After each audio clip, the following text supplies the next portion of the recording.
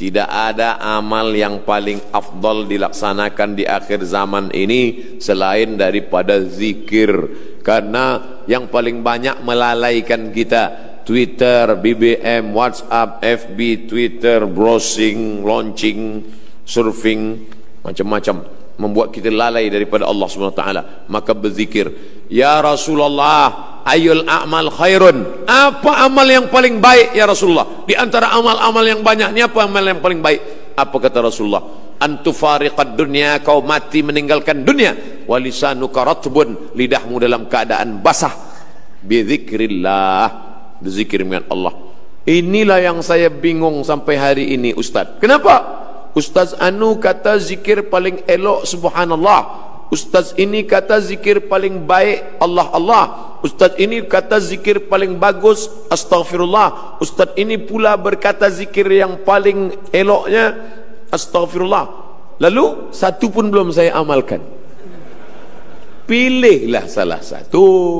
Kalau kau nak amalkan astaghfirullah, baik. Man lazimal istighfar, sesiapa yang memperbanyak istighfar, ja'alallahu lahu min kulli dhiqin makhraja, setiap kesempitannya dibagi kelapangan, wa min kulli hammin faraja, kesusahan hatinya diberikan Allah jalan keluar, wa razaqahu min haitsu la yahtasib, diberikan jalan dari yang tidak disangka-sangka. Saya istighfar saja, baik. Saya solawat saja, Allahumma salli ala sayyidina Muhammad, baik. Man shalla alayya salatan, siapa yang berselawat satu kali, sallallahu alaihi biha asyara, Allah balas 10 kebaikan, wa hutat anhu asyara sayyiat, ditutupi 10 dosa kesalahan, wa rufi'at lahu asyara darajat, dinaikkan 10 darajah tingkatan.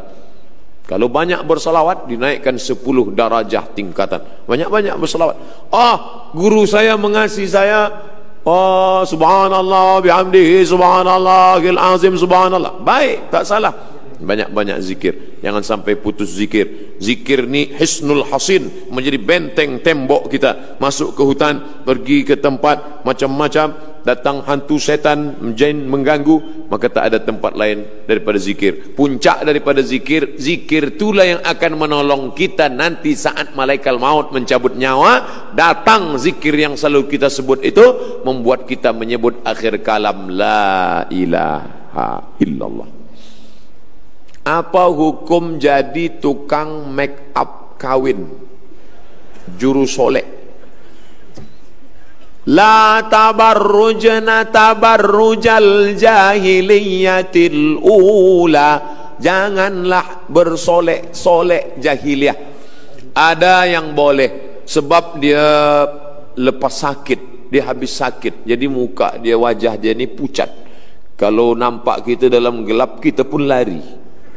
Membaca ayat kursi 2-3 kali, susah nak bezakan mana dia, mana hantu. Ini orang macam ini boleh dia pakai bedak untuk membalikkan warna kulit dia saja. Tapi yang sudah elok macam ini, inilah susahnya. Kita ni kan orang Malaysia, Indonesia, Filipina, Brunei Darussalam, Singapura, itu kan Melayu, mirip-mirip semua. Tapi yang ditonton Korea. Maka kita nak putih macam Korea, akhirnya dipakailah bedak putih, tangan hitam. Jadi terlampau memaksakan diri. Tak usahlah. Kecantikan itu bukan kerana cantik kerana bekas, cantik kerana habis berwudu, cantik kerana membaca Al-Quran. Itu yang mesti dijaga. Jadi sebaiknya perbuatan-perbuatan yang macam ini, andai pun dapat duit, tak ada barokah. Padahal yang kita minta ni barokah. Kalau minta akidah, salamatan fid din. Kalau badan, wa'afiatan fil jasad. Kalau ilmu, waziyadatan fil ilmi. Tapi kalau rezeki, wabarakatan fil rezeki. Kita minta barokah, tak ada barokahnya. Duit itu tak ada barokahnya. Duit apa? Duit hantu dimakan setan.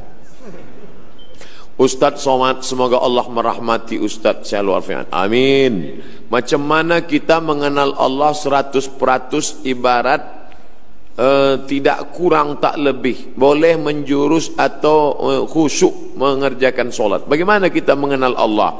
Mengenal Allah melalui sifat 20. Itulah akidah Asy'ari, Abul Hasan Al-Asy'ari. Wujud, qidam, baqa, mukhalafatul hawadis, qiyamuhu bi nafsihi, wahdaniyah, qudrat, iradat, ilmun, ayat, sama, basar, kalam.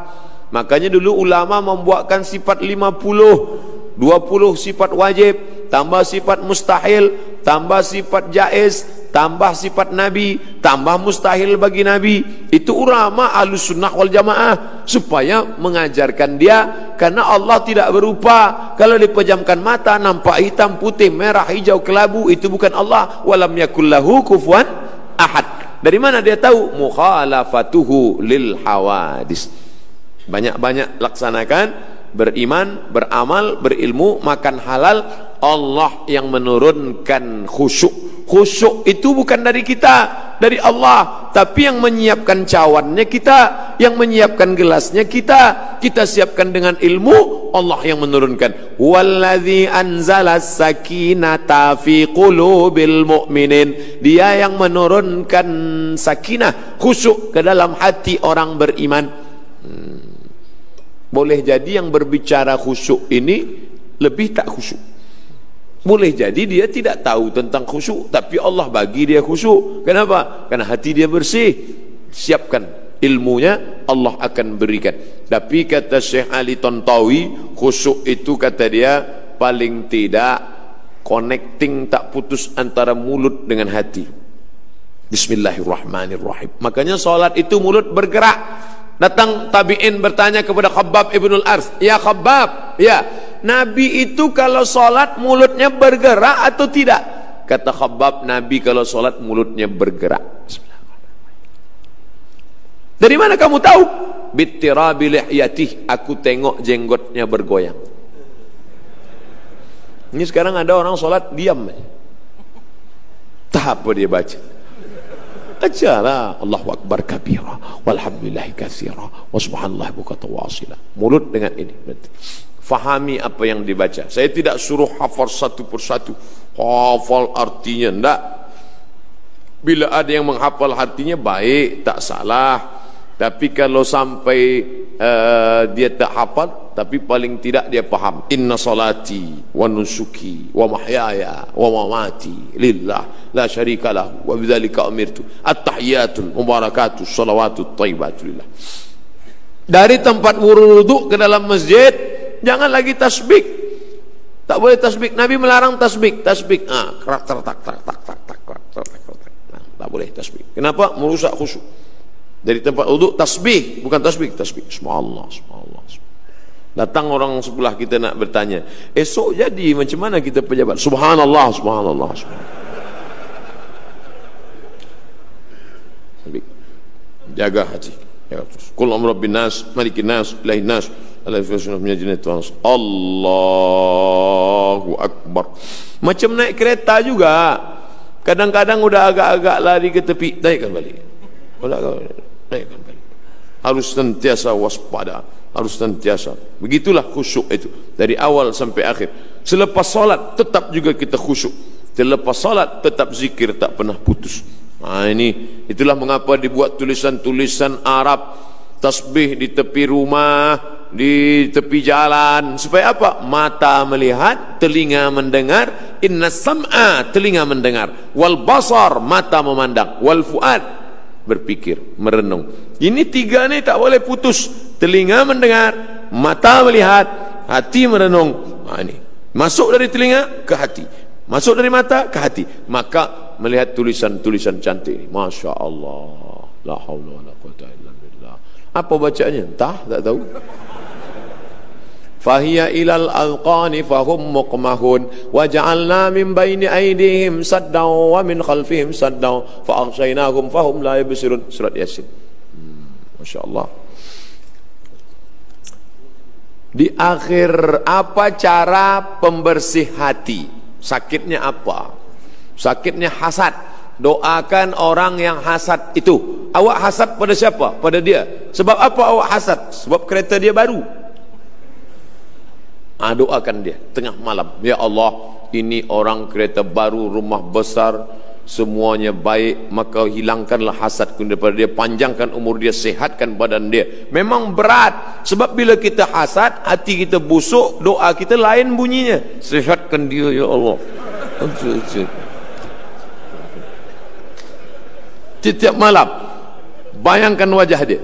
Saya haters yang selalu membuli, mengejek saya di internet itu saya doakan semua. Ya Allah, semua yang mencaci maki, menghamun aku di FB, di YouTube itu, panjangkan umur dia, murahkan rezeki dia. Mana pernah saya lawan? Pernah tak tuan puan tengok saya balas dia caci maki? Tak pernah. Sebab apa? Saya tak tahu password. Semua admin. Itu kita jangan sampai kita dikuasai oleh teknologi ni. Kita mesti maka doakan. Tapi dia ni ustaz, oh ini ujian. Kita mesti doakan dia.